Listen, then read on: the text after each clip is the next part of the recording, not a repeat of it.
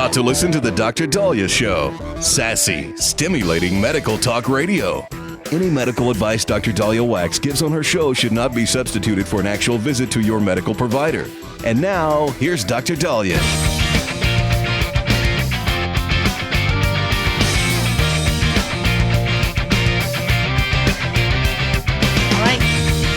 Dr. Daliah Show. Thank you all for tuning in. 1-877 Dr. Daliah, 1-877 DOCDALI. So thimerosal, a preservative that was used in multi-dose vial vaccines, was weeded out and recommended to be removed from our vaccines back in 1999. I think by 2001, we removed this preservative, thimerosal, mercury-based, out of our vaccines. But it still remained in our flu vaccines. Now, most other countries have already banned thimerosal, so I don't know why everyone's having a complete, panties all up in a bunch moment, because RFK Jr. and the HHS is now working to remove thimerosal from flu vaccines. I think it's long overdue. But people, are pretty upset at anything this administration does, so they're having a complete heart attack over this when other countries, Canada, UK, most of the other countries have moved to remove thimerosal or preservative out of their shots. So thimerosal is supposed to help prevent, when you have a multi-dose vial, a multi-dose vial suggests you're not going to use all the dosings in one shot or in one, let's say, setting. So there's preservatives to make sure there's no bacteria growth or pathogen growth. Well, we've been able to eliminate the use of thimerosal by going to single-dose vaccines. So when we have these pediatric vaccines that are now single-dose, you don't have to have the preservative. Well, with flu shots, we still have multi-dose vials. If we move to more single-dose vaccines, we don't have to have that extra preservative. Now, the data has been interesting as it pertains to thimerosal. People say thimerosal is completely safe. It may be safe for some, but there were concerns for the ACIP to recommend the Advisory Committee on Immunization Practices. There was enough concern for them to recommend thimerosal be removed. So let me just kind of review what was said. This was back in 1999. They said the hypothesis that thimerosal exposure through the recommended childhood immunization schedule has caused neurodevelopmental disorders is not supported by clinical or experimental evidence because low-dose thimerosal exposure has not been demonstrated in humans. Neurodevelopment effects have been demonstrated for prenatal but not postnatal exposures of low doses of methylmercury. Now, that's important, but it was linked to prenatal. They said the toxicological information regarding ethylmercury, particularly in low doses, is limited. They say thimerosal exposure from vaccines has not been proven to result in mercury levels associated with toxic responses. They say autism is thought to primarily originate from prenatal injury, not necessarily postnatal vaccines. That was, and still the science of autism, where they believe it's gene-related. And they also say that there is no evidence that ethylmercury causes any of the pathophysiological changes known to be associated with autism or ADHD or delay of speech. But they say the information related to biological plausibility is indirect because high-dose thimerosal exposure is associated with neurological damage. And extensive toxicological and epidemiological literature establishes methylmercury, a close chemical derivative to the ethylmercury, is a toxicant to a developing nervous system.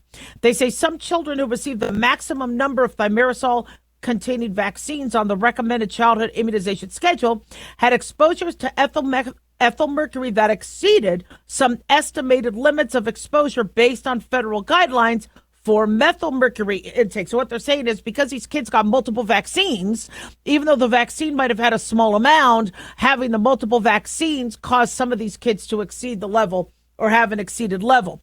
Some children could be particularly vulnerable or susceptible to mercury exposures due to genetic or other differences. So this is what they concluded. This was back in 99. The committee concludes that although the hypothesis that exposure to thimerosal-containing vaccines could be associated with neurodevelopmental disorders is not established and rests on indirect and incomplete information, primarily from analogies with methylmercury and levels of maximum mercury exposure from vaccines given to children, the hypothesis is biologically plausible. So I know that's a lot of mumbo jumbo for we don't have a lot of evidence, but something may be up. And so they got rid of thimerosal in the majority of our vaccines. So did the UK. So did Canada. So why do we still have to have it in our flu vaccines? Well, again, if we're using multi-dose vials, which are cheaper, then they need some sort of a preservative. Now, there are other preservatives that don't necessarily have to involve the thimerosal or mercury. But technically, thimerosal can cause, in fact, there's some case studies of people having issues. Again, it's different strokes for different folks. But if you're looking at mass populations, if you're looking at pregnant women, and there is known prenatal injury, I agree with RFK Jr., we probably don't need the thimerosal in the vaccines. So this move followed a 5-1 vote at the ACIP's June 25th to 26th meeting at CDC headquarters in Atlanta. Committee members voted that all children 18 years and younger, pregnant women, and adults receive only the single-dose flu vaccines free of mercury.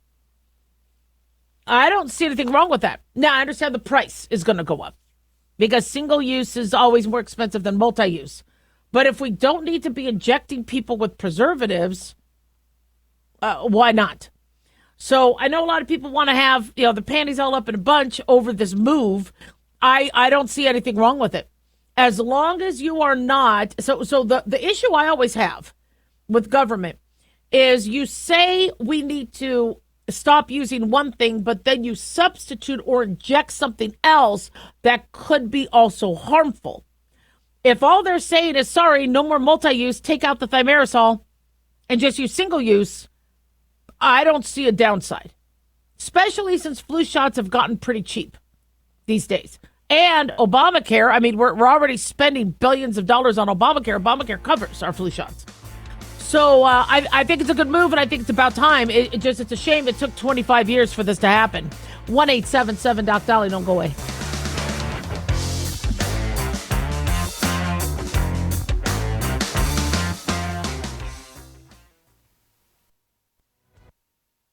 Have you ever thought you'd like to buy and sell houses but didn't know how or where to get the money? My name is Ron LeGrand, and over the past 40 years, I've bought over 3,000 houses without using my money or credit and taught thousands to do the same. Today, even in a virtual environment, we buy nice houses in nice neighborhoods using no banks, realtors, contractors, or other costly entanglements, and build huge cash flow and wealth without the hassle of tenants, all without credit and little or no money. You don't need a license or experience, and I'll show you exactly how it's done. Text FREE to 99799, and I'll send you my free training. I promise you I'll change the way you think about real estate and open the door to a new lifestyle that doesn't involve risk or rehabs and can quickly replace your current income. Text FREE to 99799 and let me show you how to take your life back and build cash flow and wealth from your home. That's FREE to 99799. Again, FREE to 99799. Hi guys, Dr. Daliah here. Addictions can sneak up on us and come in many forms. Whether it's drugs, alcohol, sex, video games, porn, or something less obvious such as food, internet, or shopping, addiction can seem innocent at first and then evolve into an insurmountable evil. In our book, Addiction Basics, Caitlin Kalikas and I dive into the common addictions and provide tips for identifying and preventing these before they sneak in and take over our lives. Addiction Basics can be found on Amazon or my website, drdaliah.com. Check it out. Carl Amari here to tell you about our newest website for old-time radio lovers. It's 100radioshows.com. At this site, there are 5 old-time radio shows waiting for you to download free as our gift to you, and be sure to browse the additional 700 old-time radio shows available to you for 70% off by using the promo code RADIO at checkout. This is a limited-time offer, so log on to 100radioshows.com. That's 100radioshows.com.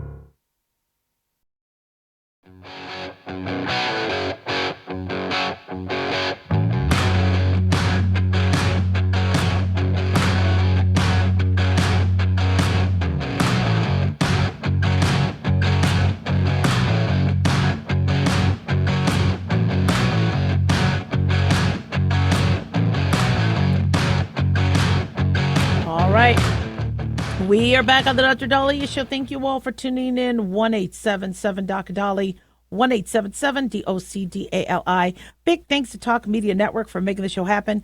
Big thanks to Daniel, our producer, and big thanks to you all for tuning in. We really do appreciate it. Don't forget to follow us on Twitter or X at Dr. Daliah, Facebook, The Dr. Daliah Show, and on YouTube, click like and subscribe. All right. So this is a long time coming. I don't understand why something like this is political, but the videos that we see of younger kids back in the 50s and 60s and 70s doing PE, pretty impressive. You know, you look at these videos thinking it's a military boot camp, and it's not. These are kids that are able to do pull-ups and mile runs, and you're looking at them and they're thin, they're athletic, they look healthy, and you're, okay, wow, I guess this was high school in the 60s or in the 70s. But we have gotten lax with the amount of physical activity we are hoping our kids achieve. Because during the Obama administration, they were worried about bullying. They were worried about fat shaming. And so the presidential fitness test got converted. And since then, we are seeing a huge decline in physical activity overall of our youth. Now, the system wasn't perfect. I remember during the Clinton years, the Pentagon was talking about, or the Joint Chiefs of Staff were talking about how, look, people are getting heavier. It's going to be a major national security threat if our children can't do 6-minute miles or pull-ups or push-ups. So we had issues with childhood obesity, but now it got worse. So just to recap, Dwight D. Eisenhower formed the Presidential Council on Youth Fitness back in 1956. And then during JFK's time in office in the 60s, he encouraged citizens to complete a 50-mile hike, typically done by Marine officers. And so it was in 1966, Lyndon B. Johnson, who established the Presidential Fitness Test, and you would get awards. So this got kind of rescinded in a way and changed when the Obama administration did not like the way kids were getting bullied. And the Obama administration thought that maybe they could have a something called like the Presidential Youth Fitness Program, which focused on students' individual health over athleticism, according to the People magazine. Now, I agree. I like what Michelle Obama did in terms of let's get nutrition, back in the forefront of kids' health. It just, kids weren't eating the school lunches, all this wasted food was thrown out, and it just didn't end up being that successful. So the presidential fitness test gets phased out in 2012, and here we are 13 years later, struggling even more. So the presidential fitness test is going to return to schools. In fact, 2026 marks 60 years since the test was first implemented and 70 years since forming the Presidential Council on Youth Fitness. Obviously, there was a concern. I'm not saying all kids were athletes and able to be in the military by the 1950s. The fact that the president had to form a council, Dwight D. Eisenhower in the 50s, means they were concerned about the fitness of some kids. That's, childhood obesity and lack of athletic ability has always been an issue in schools, but the numbers are now just completely tipped in the direction of kids not being able to do what they need to survive, let alone to stay healthy. So the requirements of the presidential fitness test, and again, these requirements might be updated. The original one was you had to do a 1 minute or a 1 mile run, 1 minute of sit-ups, and a choice between push-ups and pull-ups. So I remember being in school, I was able to do a 6 minute, maybe it was like 6:45 minute mile, but you had to run a mile. And if you couldn't, you sat out, and I'm not sure what those students did or what those students had to do. But I remember doing my sit-ups, and I remember, and it was Don't wear a skirt when you do them. We all had to be in PE clothes. And I remember having to do the presidential fitness test in the 80s. And I was able to run a mile. And I was pretty athletic. I was never first picked when key team captains were picking people for sports or their teams, but I could run. And in fact, I was asked to be on the relay team in one of my schools. And so I was pretty excited about that because I could run. But I always want to be more athletic. Why? Well, it's healthy. You could survive if you have to run from a fire or run from a Hamas, terrorist assault, while you're at a peace conference or a concert. You need to be able to move, run, fight back.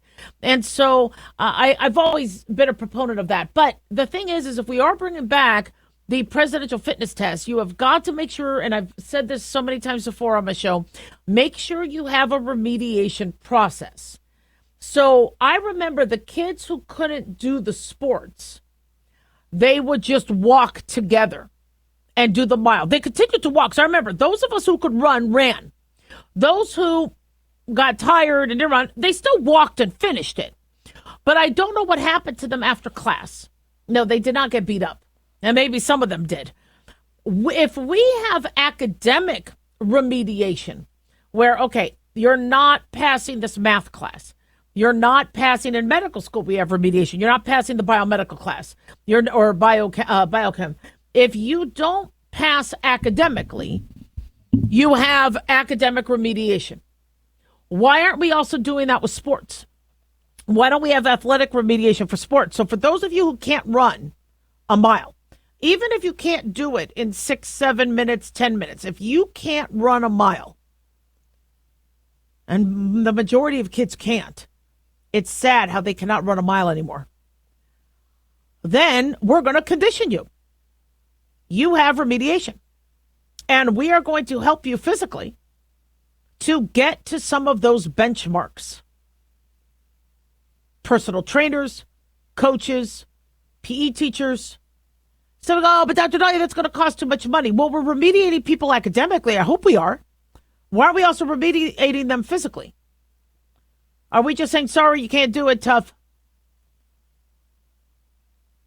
But why isn't somebody's failure in athletics also given focus and priority as we do with academics? I understand we're letting academics now fall off the curve. But as a doctor, I ask not only about your grades, but also how's PE? It's really important for a doctor to ask a child, how's it going in PE or physical education? And if they say, I can't run, we ask why. I get short of breath. Okay, I need to know about that. If you're getting short of breath, do you have a heart condition? Do you have asthma? What is going on in PE? And if the parents are like, my kid doesn't like sports, he just doesn't do them. I go, does he exercise at all? Every child should be playing and exercising and running around and doing stuff if they are physically able and not having a disability. And if they're not, I think every doctor needs to ask about that.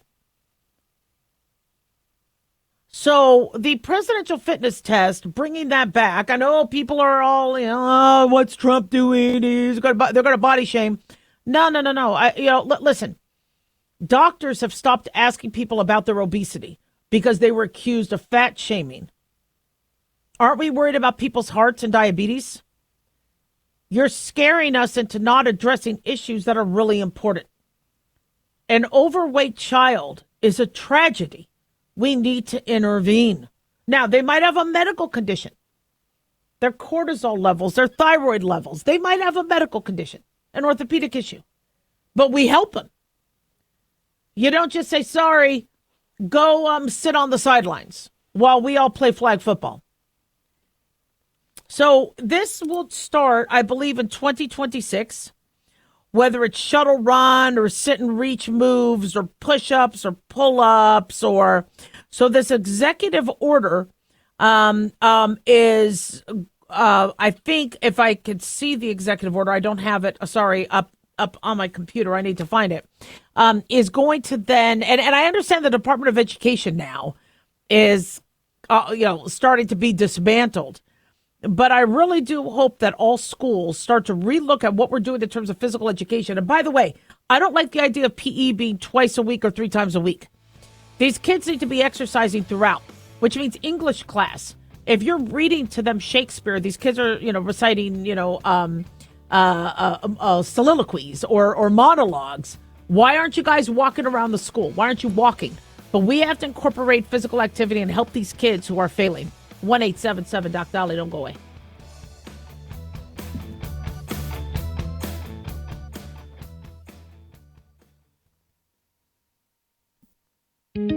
Looking for a gift that can actually help secure someone's future? It's Mark Falter's new book, Common Sense Income Strategies. It makes the perfect gift for that special someone in your life. Mark has helped thousands of hardworking Americans secure their financial future by using time-tested strategies that continue to create wealth, whether the market is up or down. Strategies that will make perfect sense once you take the time to read this powerful book. Common Sense Income Strategies brings to you what Mark has been teaching in person and talking about on the radio for decades. You've worked too long and too hard not to see the fruits of your labor. To learn how to receive your free copy, call 866-764-2635. That's 866-764-2635. Secure your future with Common Sense Income Strategies by Mark Falter. Again, to learn how to receive your free copy, call 866-764-2635. That's 866-764-2635.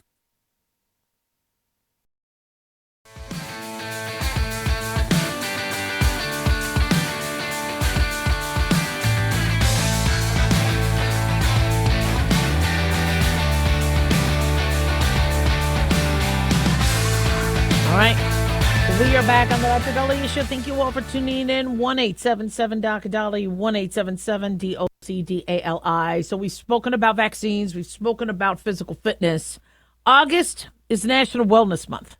So this is a great time to focus on what we need to do as we're going into this new school year and before the holidays when we usually gain weight and sometimes let our health go. Coming back on the show, I'm so excited, is Dr. Yael Varnado.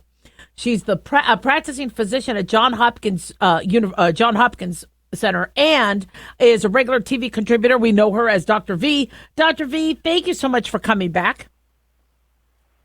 Dr. Daliah, it is so great to be back and to be with you. I'm so happy to be here. Well, I love all the great work you do. You are amazing. Talk to us about National Wellness Month. Well, you already kind of gave me the best lead in because, look, you talked about all the things that we need to already be doing, right? And I know you do this. You always stress the power of prevention. And that's what Wellness Month is really about. It's about making these health-conscious choices every day. And this is a great time to do that. I mean, it's crazy to say this, Dr. Daliah. We're in the third quarter. So, like, the year it's been a busy summer. We're getting ready to send kids back to school. And we're getting ready for that push towards the end of the year. So it's really time to evaluate our routines and start to build some healthy habits that are going to support long-term wellness.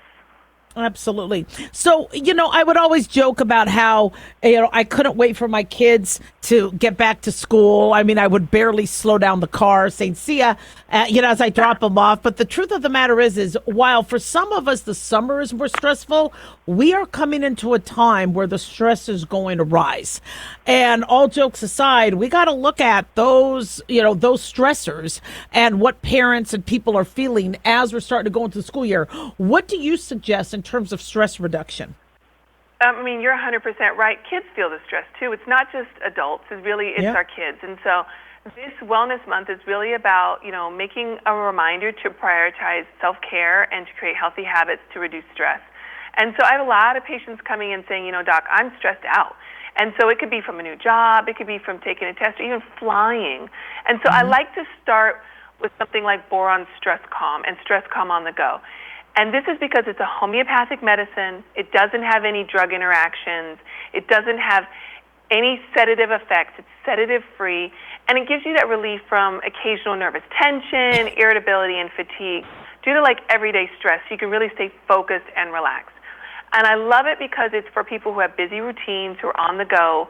It's available in a melt-away tablet or even a pellet for ages 12 and up. Because wellness is really just about finding simple ways, like stress to calm, to manage life's everyday challenges.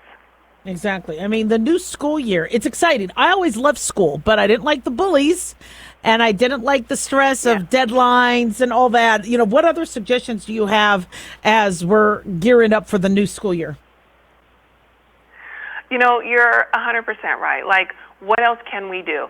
One of the main things, Dr. Daliah, I know you've experienced this, you know, having had kids coming in and out of the house, is like the second they're out the house, the bugs start to come in.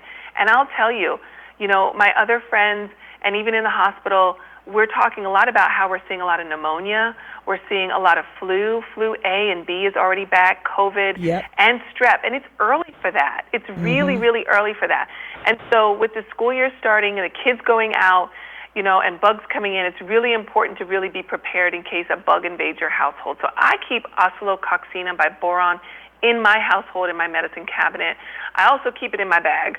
And I take it at the first sign of flu symptoms. So you can really fight those symptoms like chills, body aches, and that fatigue before it gets out of hand.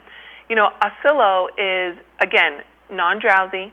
It's a homeopathic option. It's suitable for everybody ages 2 and up, and it doesn't interact with other medicines. So you can feel comfortable giving it to everyone in your family. It's also ideal to keep it home, and it's easy to take on the go because you can buy it wherever you may shop, but you can throw it in your bag really easily. I love it. You know, what you and Johns Hopkins do, you know, for community health and, you know, for our, you know, for prevention is fantastic. Beautiful campus. I love Johns Hopkins. I took a class there a few years back. You know, our body care, we let that go. We let ourselves go because we get so we get so distracted by our other priorities. What do you suggest in terms of our body care routines? Well, our skin really is our first line of defense. And it needs a refresh, right? We need to kind of check in and say, like, what can I do about establishing a body care routine that's going to nourish me, my skin, and take care of that? And for a lot of people, they think, especially men, oh, that's not for me. You know, a body wash, that's not for me. But it really is for everyone. And so I have started using, and I'm recommending to my patients, the new Olay Summer Fizz Body Wash Collection. Now, I love it because it nourishes your skin with hyaluronic serum complex and other skin-loving ingredients to promote a healthier skin barrier, right, to build a better barrier. But it also comes in really great fragrances and invigorating scents. My personal favorite, my daughter's favorite, she's 4, is the Strawberry Fizz. And so even though summer is winding down, it makes us feel like, you know, you're still on a sun-soaked adventure. You're still enjoying summer. There's also an orange and a watermelon. And the best part is it's free of parabens, phthalates, and silicones. All those little nasties that you don't want on your skin, it's free of those. And it's available nationwide for just under $10. That's important. That's important. Any other tips while we're in Wellness Month that you recommend? Yeah, I mean, we talk a lot about our skin, but we also need to talk about, you know, if we're getting out there and we're exercising, or maybe we're trying some new fitness activities, maybe we're shuttling the kids off to school, or we're nervous because we're starting, you know, a new job and we're perspiring more, you might find that you need a better sweat and odor protection. Or even the kids, as they're, you know, in those tween ages, it's time to start something. And so my go-to is the new Secret Clinical Antiperspirant Fizz Collection. I love it, and I pair it with the Olay Body Fizz Wash Collection because it actually gives clinical level 72-hour protection against 3 types of sweat. That's the stress, heat, and activity sweat. And it comes with pH-balancing minerals, and it's been designed with dermatologists, so you can feel good about using it.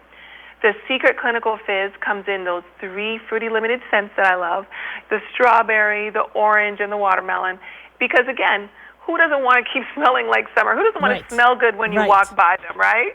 You know, that's what we're fighting. We're fighting that odor, so let's smell good. And, again, you can buy that anywhere nationwide for under $9. And see, I love that you bring this up because one thing that a lot of kids don't realize is, especially the ones that are going through puberty, is that they stink. You know, and I mean, we all remember when we were like, wait a second, why I need deodorant now. And so I love the idea of smell your kid. I mean, I was like, boy, shower. But I had to have the talk with them going, you know what? I think you're going through the change because body odor is sometimes one of the first signs. And these kids get bullied at school because they don't realize they're going through that. So don't forget to take a whiff of them. And if there is, a comfortable, Olay product, Boron product that can help minimize, the drama that happens with prepubertal odor changes, you might want to get on top of that before they, get off the school bus. Exactly. I mean, I noticed this with my sons. It's like they exercise, they come home from practice, and I'm like, you smell like a grown man. Like, yeah, I know. It's time. You're fighting with them just to get in the shower, and then you have to supervise the shower because you're like, no, please put some body wash on that, please put some deodorant on. Yeah. It's a fight. So I let them. I just keep a little antiperspirant in the car, and I'm like, hey, rub a little bit on. But you're absolutely right. The smell gets in on their bodies, it gets in the clothes, and nobody wants to be bullied. Nobody wants their child to not feel, and feel their best, smell their best, because, teachers get close to them as they're helping them with work, or, they're moving around in the classroom, and you just want them to go out there with their best foot forward, feeling the best that they can about themselves. So true. Where can my listeners go for more information?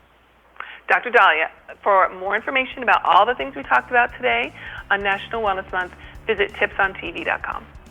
Well, gosh, thank you so much, Dr. Yael Varnado. Can't wait to have you back. You have a great rest of your summer. Thank you. You as well, Dr. Daliah. It's so great to hear you and to talk to you, and take care. You too. All right, guys, don't go away. We'll be right back. 1-877-DOC-DALI. Hey, guys, it's Dr. Daliah. Fantasy football season is coming, but sadly, too many of you are taking the bench while the country takes part in one of the most exciting and lucrative industries out there. Don't know how to play? Well, huddle up and listen. Paul Kalikas and I have written a fantasy football pocket guide for beginners. This book walks you through the basics and shows you how simple and lucrative joining or creating a fantasy football team can be. Read our fantasy football pocket guide for beginners found on Amazon, or follow the links on X and Facebook. That's Fantasy Football Pocket Guides for Beginners. Don't be left out. Increase fuel economy up to 7.9% with Hot Shot Secret Gasoline Extreme, the solution to maximize your engine's performance and fuel economy. Whether you're driving a sports car or a daily commuter, Gasoline Extreme is specially formulated with PEA to deep clean. Don't settle for an average driving experience. Upgrade to Hot Shot Secret Gasoline Extreme and go further on each tank. Order now on Amazon or HotShotSecret.com. Hot Shot Secret, powered by science. At Hot Shot Secret, we share the science behind common diesel problems and their solutions. For example, diesel fuel cetane levels. In many states, the cetane rating in diesel fuel is 42 to 45. Most diesel engines operate more efficiently with a cetane rating of 48 to 50. One treatment of Hot Shot Secret Diesel Extreme will raise your cetane 7 points, increase fuel economy, and improve cold starts. Due to a cleaner burn, there are less hydrocarbons and particulate matter in your exhaust. This reduces the blockage of your diesel particulate filter. Using Diesel Extreme generates 83% less DPF regeneration. The 6-in-1 Diesel Extreme formula also includes the most concentrated detergent on the market, lubricity enhancer, water demulsifier, rust and corrosion inhibitors, and a fuel stabilizer. Hot Shot Secret Diesel Extreme is available nationwide at truck stops, Fine Farm and auto stores, and online at HotShotSecret.com. Hot Shot Secret, powered by science.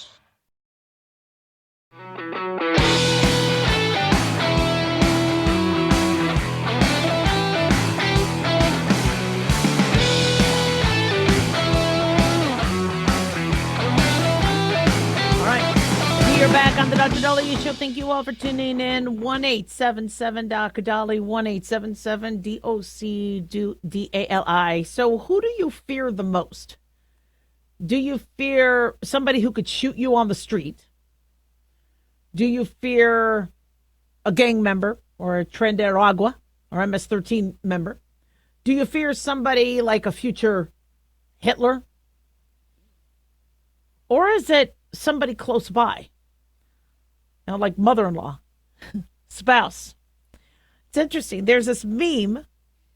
I've seen this meme before where it looks like it's a homework assignment. And the question number 6 is 3 parts, A, B, and C. Part A of question number 6 is, who is your hero? So you see the kid write in all caps. Looks like the child is probably kindergartner to first grade. DAD. This person's hero is dad, which is really cool. With my boys, dad was a hero. Mommy was like a medical hero because I would always kind of fix her boo-boos. But daddy's, and I'm fine with that. Dad. Then part B. Why do you consider this person your hero? And the kid writes, he is brave. Yeah. Daddies do show, like when there's a spider in the house and I am cowering behind the couch. I don't really do that anymore. But, he'll go up to the spider. Especially because you can't really see it unless you go, it's like so small, he has to go up to it. But then part C of this question, is there anything your hero is frightened of? And the answer, the kid puts, is mom. His hero is dad. Dad's brave, but he's frightened by mom. Now, this could be all made up. Maybe this isn't a real me. Maybe this is, somebody kind of wrote this all out. Although I got to tell you, the handwriting does look, very similar to what a kid would write. But I find that a concept fascinating because I have a lot of guy friends. And one of their biggest fears is their spouse. And I always found that, I remember my mom and dad, watching them and their attitudes towards each other. Where we don't want to upset your mom. Don't tell your mom. Don't your mom. Like, and I always, so to me, mom was scary. Dad did most of the beatings. But my mom, I was even more scared of because she would be the one that had control over the beatings and had control over, she would be the one where dad came home going, how's my baby girl? How's my little girl doing? And then, well, she did this. You need to give her the belt. You need to whatever. And then dad did it.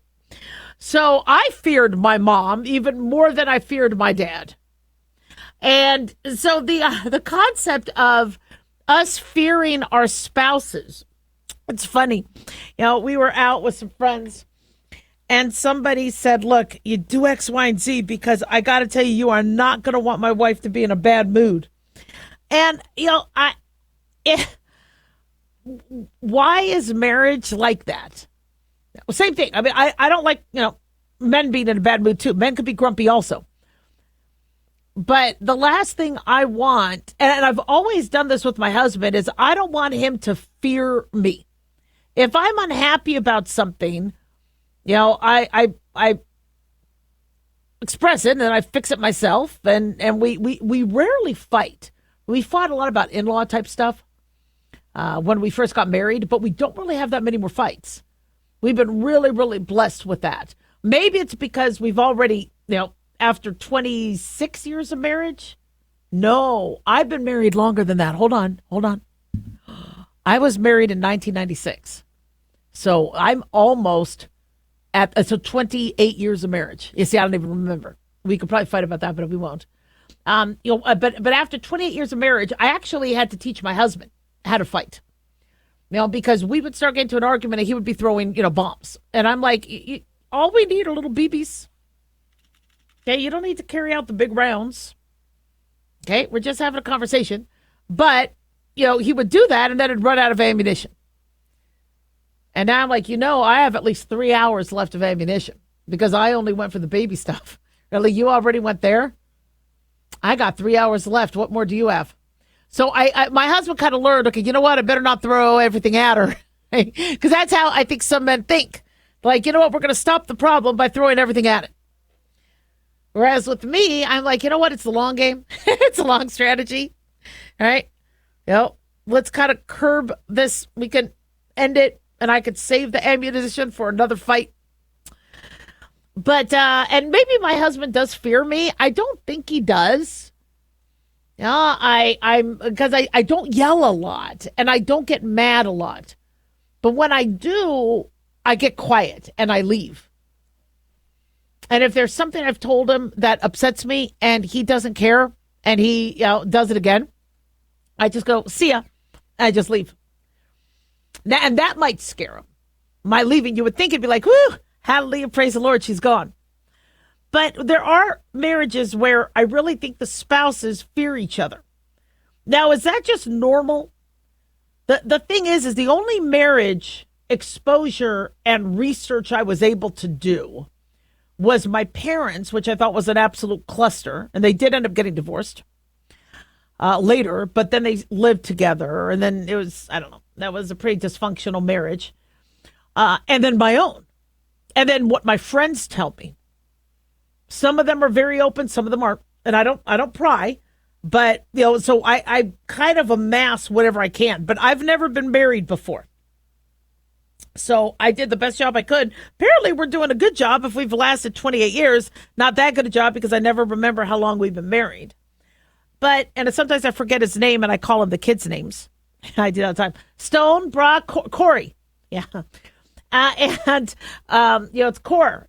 It's too long. And when I need something done, it's too hard to say Corey. It's too many syllables. Core. And he's like, yeah. But you really shouldn't be scared or frightened of a spouse. I know this meme is funny and we make jokes. I don't know if you saw that Key and Peele routine where they're talking about their wives or their girlfriends. And then she did this and she took forever. And I was like, which? But I'm not going to say the word. And he's like, really? You said that? You called her that? Well, I was thinking that. And so we see the jokes where everybody, they're not going to call their woman that usually because they don't know what the complications would be.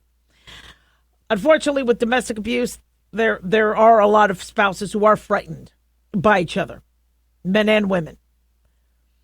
But if you are frightened by your spouse, there is something wrong. We make jokes about it, but you should not have to be frightened. Now, you might misinterpret what frightened is as, oh, they're going to be in a bad mood. It's not going to be a fun evening. That happens with roommates and with couples. But if you actually are frightened, or if you have the kids perceive that, don't tell your mother, oh no, don't tell. These kids perceive that parents are frightened by that. And I wonder if my boys thought that daddy was frightened. Remember I told you this happened a few years ago where there was a box of pizza and my husband ate some chicken wings and left the bones of the chicken wing in the pizza, but they're really small chicken wings. So I grab a piece of pizza, I think it's a chunk of sausage or something, and I almost swallow part of a chicken wing bone. So I'm like, what the hell is this? And he said it was the kids. And the kids are looking at, why would dad throw us under the bus? I was more mad at him for throwing my kids under the bus than leaving chewed up, salivated chicken wings on my pizza. 1-877 Doc Daliah, don't go away.